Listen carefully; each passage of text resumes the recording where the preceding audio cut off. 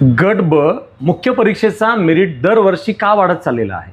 आता आपण बघतोय ऑलमोस्ट 74-75 क्वेश्चन्स बरोबर पाहिजे इंग्लिश मराठीमध्येही आणि GSच्या पेपरमध्येही. एवढं कट ऑफ मेरिट वाढत जाण्याचं कारण आहे गेल्या 3-4 वर्षात जे विद्यार्थी पुन्हा मेन्स देत आहेत त्यांचं इंग्लिश मराठी बेस झाले, त्यामुळे ते 74-75च्या पुढे इंग्लिश मराठीमध्ये घेत आहेत. पण दुसऱ्या बाजूला GSमध्ये पण एवढे मार्क वाढत चाललेत म्हणून मेरिट वाढत चाललंय.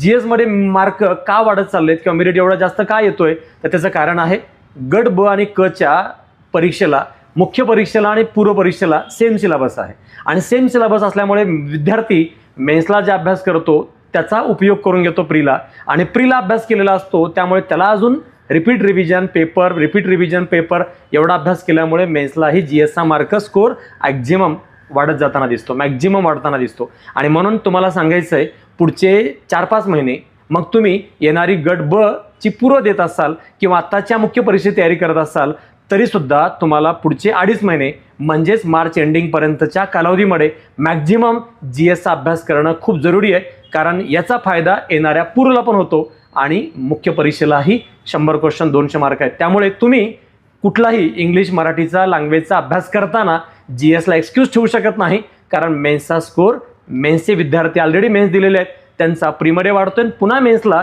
अधिकतम वाढताना दिसतो. आणि म्हणून आपल्याला GSचा अभ्यास बंद करण्याचा ऑप्शन नाही.